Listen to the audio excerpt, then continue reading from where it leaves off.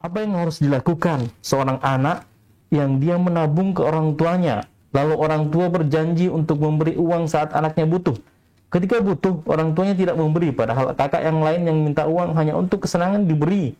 Mohon penjelasannya Ustaz. Syukran wa jazakallahu khair. Itu pertanyaan Ustaz. Masya Allah. Bismillahirrahmanirrahim. Ya. Barakallahu fiik untuk penanya Ya. tentang menyikapi orang tua yang berbohong kepada anaknya. Dia meminta kepada anaknya untuk menabung. Ya. Namun, ya setelah anak itu menabung kepada orang tuanya, ya lalu ia meminta ya tabungan itu karena membutuhkannya. Ya, di mana dahulu orang tuanya berjanji jika engkau membutuhkannya maka aku akan memberikan tabungan itu. Tapi pada saat ia membutuhkannya, ya janji itu tidak dipenuhi. Bagaimana hal ini? Ya. Perkara ini adalah merupakan kebohongan.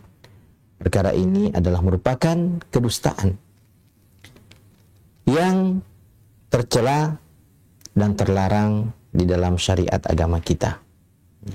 Jadi berdusta, berbohong adalah perkara yang terlarang di dalam syariat agama kita, baik sengaja maupun bercanda, terhadap orang dewasa maupun terhadap anak-anak belia.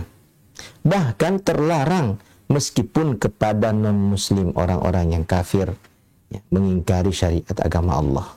Ya, kita tidak boleh berbohong ya, kepada mereka.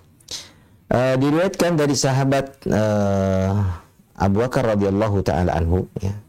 Hadis ini diriwayatkan oleh Imam Ahmad, ya, bahwasanya beliau berkata, ya, ya ayuhan nas iyyakum wal kadhib fa innal kadhiba mujanibun lil iman. Wahai sekalian manusia, hindarilah berdusta, sebab berdusta itu sangat bertentangan dengan iman.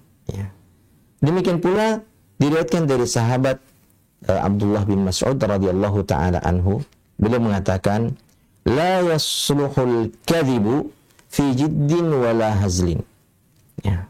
Kebohongan itu tidak layak, tidak pantas, ya, baik untuk perkara yang serius maupun perkara yang sifatnya candaan ya, atau bergurau. Berkenaan dengan hadis ini, maka Al-Imam Ibnu Syihab, ya, salah seorang dari periwayat hadis ini, mengatakan, walam asma' ya, yurakhas fi syai'in mimma yaqulun nasu kadhibun illa fi salasa. Aku belum pernah mendengarkan sesuatu yang dibolehkan ya, pada perkara-perkara kebohongan yang diucapkan oleh manusia kecuali dalam tiga hal. Yang pertama, kata beliau, al-harb, perang. Ya. Di dalam perang, ya boleh berbohong. Kenapa? Karena al-harb khud'ah. Perang itu adalah tipu daya. Maka kebohongan adalah salah satu dari tipu daya itu. Kemudian wal islah bainan nas, mendamaikan di antara manusia. Berbohong, ya. Umpamanya kita punya duit nih, nah, kita katakan kepada seseorang yang memiliki musuh, ya, kita katakan ini fulan, ya, yang menjadi musuhnya itu menitip hadiah untuk anda ini uang sejumlah 50.000, ya. Padahal dia sama sekali tidak menitip uang, ya, itu uang kita, ya. Kita berbohong kepadanya, tetapi kebohongan itu untuk mendamaikannya. Maka dalam hal ini ya diberikan keringanan. Yang ketiga, wa haditsul rajuli li zaujatihi wa haditsu al-mar'ati li zaujiha. Ya, candaan, obrolan, ya, rayuan, ya, seorang lelaki kepada istrinya, dan demikian pula rayuan, gombalan istri kepada suaminya. Dia katakan kepada istrinya, engkau adalah wanita yang paling cantik. Padahal di luar sana banyak sekali wanita yang lebih cantik daripada istrinya. Dia berbohong demi membahagiakan perasaan istrinya, ya, atau demikian pula sebaliknya suami. Adapun secara spesifik, ya, berbohong kepada anak-anak, ya, maka ada hadis Rasulullah Shallallahu Alaihi Wasallam, ya, yang diriwayatkan dari sahabat Abi Hurairah radhiyallahu taala anhu. Rasulullah bersabda, "Man qala lisabiyyin ta'ala haka summa la yu'tihi fahiya kizbatun." Siapa yang memanggil anak kecil, "Sini kamu. Nah, ini sesuatu untukmu." Lalu ia tidak memberikan, ya, apa yang dia janjikan itu, maka itu tercatat sebagai sebuah kebohongan. Ya.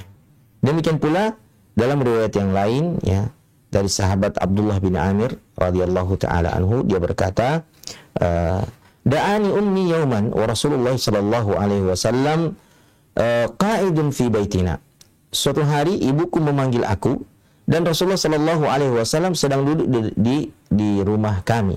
Ya. Lalu ibunya berkata, "Ta'ala, ya, kemari kamu, utika syai'an, saya akan memberikan kepadamu sesuatu." Faqala laha Rasulullah sallallahu alaihi wasallam. Maka Rasulullah sallallahu alaihi wasallam berkata kepada ibu daripada Abdullah bin Amir ini, "Wa ma aradti an tu'tihi?" Ya, apa yang engkau ingin berikan kepadanya sehingga aku memanggilnya? Maka ibunya mengatakan, "U'tihi tamran." Aku akan memberikan kepadanya kurma, tamar. Ya. Faqala laha Rasulullah sallallahu alaihi wasallam. Maka Rasulullah sallallahu alaihi wasallam bersabda, "Ama innaki law lam tu'tihi syai'an kutibat alayki kizbah." Ketahuilah, jika engkau tidak memberikan kepadanya sesuatu, ya, maka akan dicatatkan kepadamu satu kebohongan, satu dosa kedustaan. Jadi hatta terhadap anak kecil, ya, kita tidak boleh berdusta, ya. Kita memanggilnya untuk memberikan sesuatu kepadanya, namun ketika ia telah menghampiri kita, ya, sampai di hadapan kita, lalu kita tidak memberikan kepadanya apa yang kita janjikan, ya, itu adalah perkara yang terlarang dan dampaknya sangat berbahaya. Yang pertama, dampak buruknya sebagaimana dikatakan oleh para ulama kita adalah membiasakan anak itu berbohong. Ya, kita telah mengajarkan kepadanya kebohongan atau sifat berbohong.